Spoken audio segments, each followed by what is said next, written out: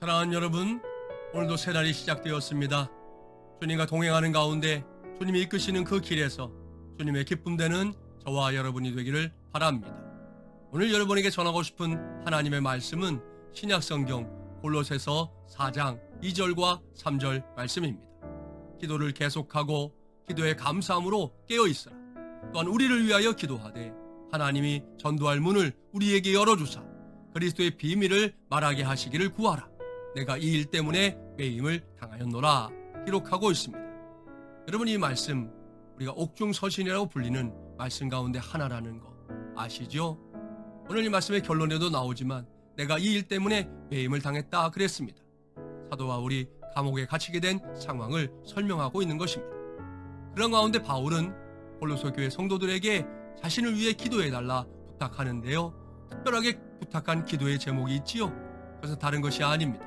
하나님이 전도할 문을 우리에게 열어주사 그리스도의 비밀을 말하게 하시기를 구해달라, 그렇게 기록하고 있습니다. 참 대단한 사람입니다. 감옥에 갇혀있는 몸으로서도 가만히 있지 아니해요.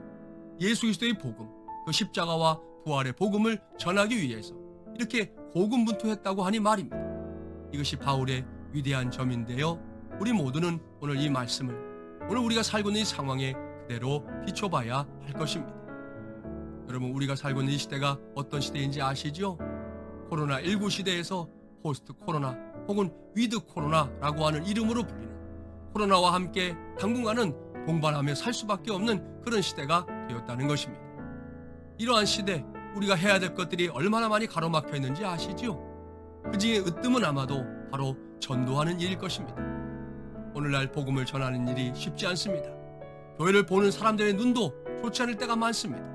이런 가운데 우리가 어찌할 것인가? 여러분, 포기해야 하는 것일까요? 그렇지 않습니다. 오늘 사도 바울을 보십시오. 그는 감옥에 갇힌 죄수의 몸이었음에도 불구하고 하나님께 기도해달라 합니다. 하나님께서 전도할 문을 열어주셔서 그리스도의 비밀을 말할 수 있는 그런 일들이 이어지게 해달라, 그렇게 기도해달라고 말씀하고 있습니다. 오늘 우리가 배워야 할 것입니다.